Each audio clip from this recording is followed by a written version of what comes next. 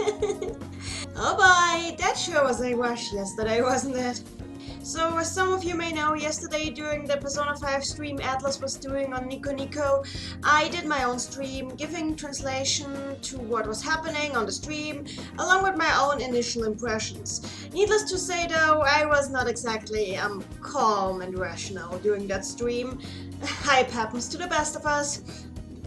So, I have like 5 pages of script here, and I don't think I did the stream justice yesterday in my overexcited state, so I think I just want to give this another look and talk about it from a more rational perspective than yesterday. Now that I've had some time to let it settle, I feel up to that. We're up to that, aren't we, Teddy? Yeah, we're up to that. So yeah, let's begin. First of all, this time around Atlas was a lot quicker at cutting to the chase than we've come to expect from them. Instead of a whole day of stock videos and countdowns, like with the past couple of streams, it only took this stream a grand total of 30 minutes to get straight to the point. The whole stream was structured like a small stage show of sorts. It begins with an observation cam of the Tokyo Tower slowly becoming tinged in a red light, hint hint, before we cut to a reporter giving a live from the scene report on the theft of the Tokyo Tower. Oh, hello again, weird lady from the previous streams. I'll be honest, this lady is probably the weakest part of the whole stream, since her acting doesn't exactly scream professional, even if she does at least appear to have fun in her role. She tells us that a calling card was received announcing that the Phantom Thieves were going to steal Tokyo Tower somehow. She doesn't know how. Though so far everything still seems calm. Then we cut back to the observation cam. Then we get to hear some voice clips. They sound like they were broadcast via a navigation persona. And we hear Morgana's voice, and she's talking to the protagonist. She calls him Joker, and she gives him and the team instructions on which way to go, which paths to avoid, where the police are, and how to avoid the searchlights, etc, etc. As she does this, she keeps talking to a person that she calls Nevi, and we later learn that that's Futaba Sakura. In these snippets of voice, we learn a lot about how the Phantom Thieves operate, especially about Morgana's personality. Morgana seems to be the tactical leader, much like how Mitsuru was in Persona 3, or how Yosuke was early in Persona 4. She keeps an overview of the situation, while Futaba connects everyone with her scanner persona and coordinates their movements. That way, Morgana and Futaba make sure the team doesn't run into any traps, police barriers, or dead ends. Again, we get to hear a lot of Morgana talking, and it's really fun. She speaks in an incredibly rude, gangster-like manner that seriously make even Kanji Tatsumi flustered. But at the same time, you can tell that she's really caring and worried about everyone, making sure that they're coming out of the missions in one piece. The team really seem to be very important to her. I'm still getting the impression that they are trying to make a sort of anti-Teddy with her. A character who internally is very similar to Teddy, but the complete opposite of him on the outside. Everything about her seems to have been directly designed to compare and contrast with him in every way. She's a nice foil to him. It makes it especially effective when she actually does have her cute moments. Like when the team are close to finishing their mission, Morgana suddenly blurts out that if they're successful, she wants everyone to go out for dinner together and have a huge delicious steak. And then she quickly adds that she wants a proper steak and not the stuff that you serve for cats, because yeah, she's not a cat. She's not a cat. Isn't that right, Bear? Isn't that so right, Bear? She's not a cat?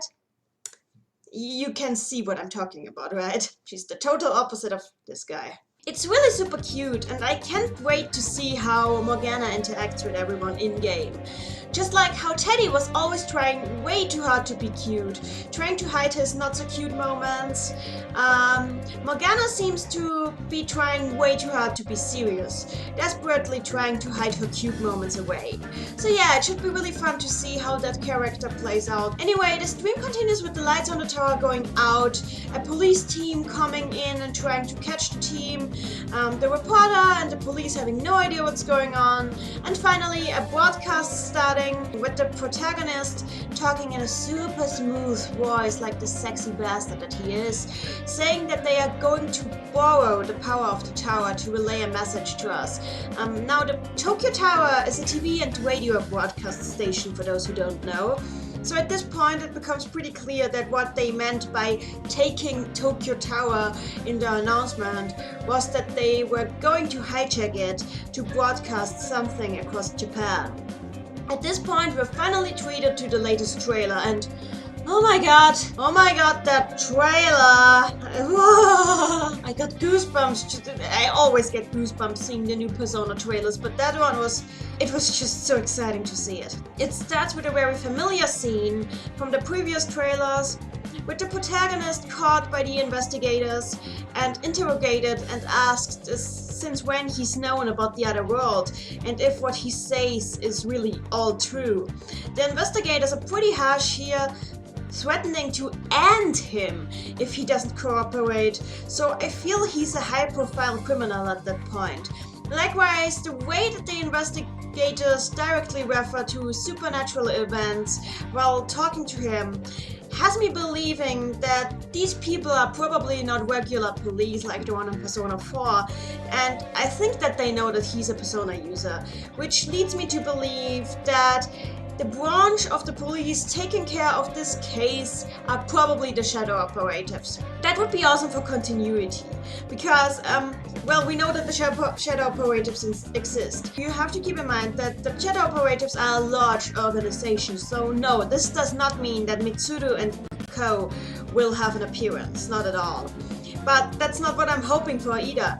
I'd rather see some new characters who just happen to be part of the shadow operatives rather than reusing old characters.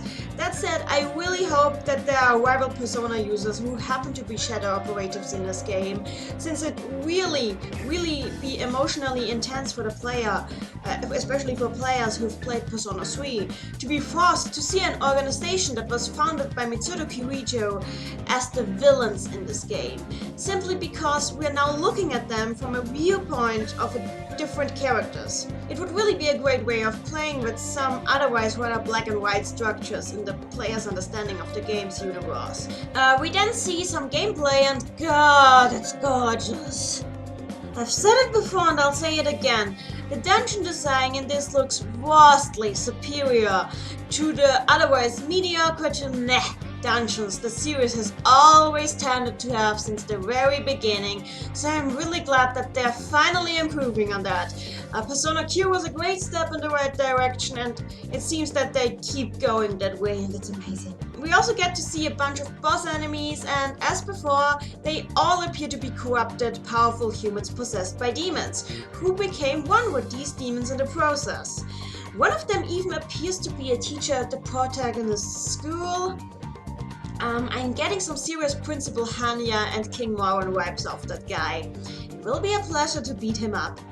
We're also introduced to 3 new female party members. 3 female party members, yay! Bike Girl, Pretty Thief, and Futaba Sakura. The Bike Girl's dialogue in the trailer has her state that she wants to help and fight on the right side, which probably refers to how she joins the group. And we learn that she's a student council president. This is pretty interesting, since it means that she's a reliable, order-loving student council person by day and a biker girl persona thief by night. I get the feeling that we're gonna get some internal conflict between a love for order and a free-spirited nature with her, which would be really fun to see. There's a lot you can do with characters who are enforcing rules by day only to break them by night. Her arc should really prove interesting. And then we get Pretty Thief Girl. We see her right after first being recruited by Morgana, and both her and Morgana seem pretty proud of calling her Bishoujo Kaito, which literally means pretty girl thief. I'm getting a real magical girl vibe off that girl, so I feel she's probably having way too much fun being a Persona user. She's probably the kind of person who's wanted to be a superhero ever since she was a wee kid, and now is taking the chance to implement all her personal headcanons for herself as a superhero and stuff.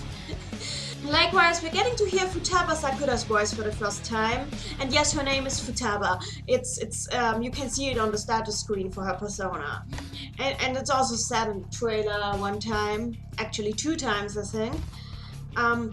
Yeah, so we're getting to hear Futaba Sakura's voice, and I already like her. She sounds super excited, energetic, and in a way very different from Fuka Orise. There's an energy to her that I can only describe as fun. I feel like listening to her navigation is going to be pretty enjoyable. Futaba is probably the new character that I have the most to say on. We see her using her computer and her cell phone a lot, and the way she uses her persona gives her the vibe of a techno geek, so it seems that her character is going to be very tech-focused and connected to internet culture, which instantly makes her incredibly relatable to us. Her first name only supports that suspicion to me. Futaba is probably a reference to the Futaba channel, which is a popular anonymous image board in Japan, sort of analogous to what 4chan is to us. So yeah, my theory is that Futaba's arc is going to revolve around fandom culture, again, really relatable to us. And that really interests me because usually when you have a character in anime who's an otaku or a fujoshi, somehow totally focused on fandom culture, these characters are usually played for fun, like they are rarely ever taken seriously. Persona has a history with having characters who are really deep, really layered, and I wanna see how they handle Futaba, how they deal with this kind of arc with her, make it seem like give this character an actual depth, actual personality. We also get a scene where Futaba says that this time it is her turn to save the others, and that is followed by a scene of her persona being used, and it seems that unlike the navigators in Persona 3 or in Persona 4, Futaba's persona has support skills, a lot like those in Persona Q, meaning that she can actively participate in battle despite not actually being present on the battlefield. And like, this really got me excited because I loved the Persona support skills in Persona Q. They made the support characters a lot more useful and made them feel like they actually had a point in the battle. There was an additional layer of strategy to combat because of these support skills. So I'm really looking forward to seeing how a clever use of Futaba's persona can turn a battle around. I just hope her persona doesn't have too many roulette skills like Fuka's Oracle, because I could really do without putting my fate in the hands of the random numbers generator.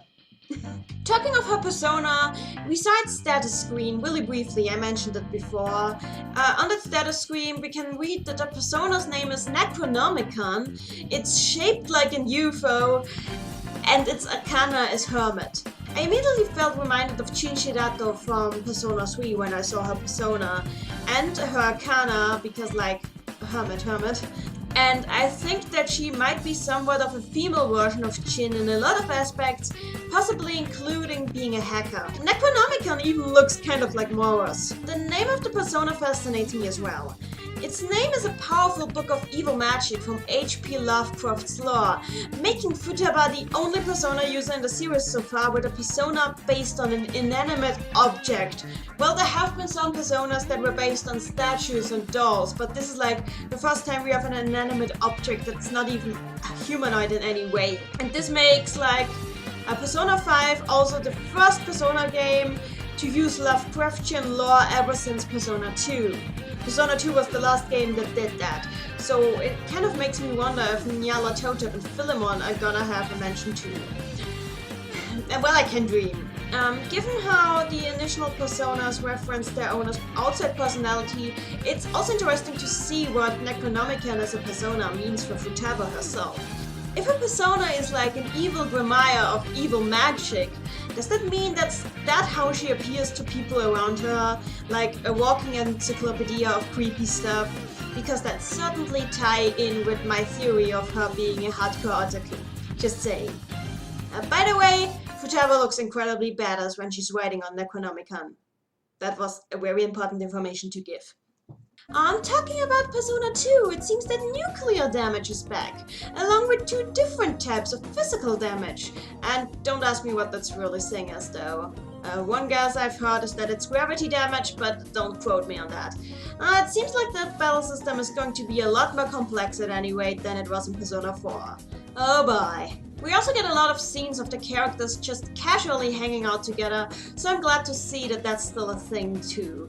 We should be able to get a real feel of a connection between them, which is really one of the series' strong suits, so you can never go wrong with that. Another shot of the Velvet Prison. Oh boy, Carolyn seriously seems to hate the protagonist. Also, is that a guillotine? Oh boy. We also get a piece of dialogue where Ryuichi wonders if they've made some kind of mistake. I wonder if this is going to tie in with the glory or ruined theme that the game seems to have. It feels like the team will have to question their own actions a lot, which could lead to some great drama and internal conflict. We've seen some hints of potential for stuff like that with Persona 4's final couple of months. So having Persona 5 question this kind of stuff more intricately feels like a natural way to continue the series. And here we have the Japanese release date, and it is... September! Freaking September! September 15th! And also... What happened to your voice? What happened to your voice, Igor? What happened to your voice, Igor? Yeah, Igor's previous voice actor sort of died, and he has been voiced by stock voice clips ever since then. But this is a really interesting choice for a replacement voice, making me wonder if this change in voice is gonna factor into the plot in any way. At the beginning of the stream, Justine and Caroline spoke about there being a reason that Igor hasn't been around.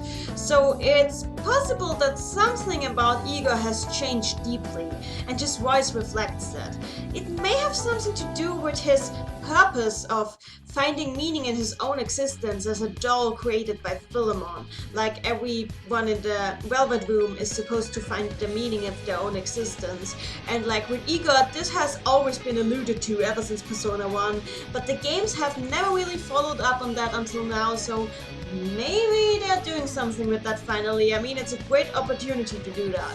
After the trailer ends, the stream then follows up with director Katsuda Hashino apologizing for all the repeated delays, again and again, and talking about how doing the psychological themes of the series justice, while also giving the game a stylish, very appealing user interface and flair, was important for the staff.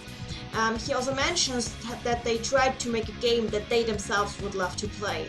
Then he thanks the players who have supported the series ever since the first game. And this is then followed by Morgana coming on screen. Her model is really adorable. And I have to say, her moderation is really just as fun as Teddy's was in the previous streams. She introduces us to the box art, the anniversary special edition, the DLC, the upcoming Japan-only event celebrating the anniversary like a Persona Orchestra or some festival stuff. And then, oh my god, Persona 5 the animation, the Daybreakers. I'll probably have to talk about that at a separate occasion because like right now we have only seen some storyboards and nothing specific, but oh my god, this is going to be awesome.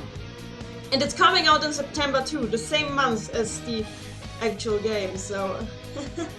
Honestly, all of this stuff looks so incredibly amazing and I can't wait to get my hands on it. Oh my god, Morgana is adorable! It's adorable, right, Teddy? Huh? What? Oh. Oh. What is it? Oh. Are you jealous? Oh, don't be jealous. You're still my number one. You're still my number one, Teddy. Morgana can be my number one too, right? Oh well. We'll see.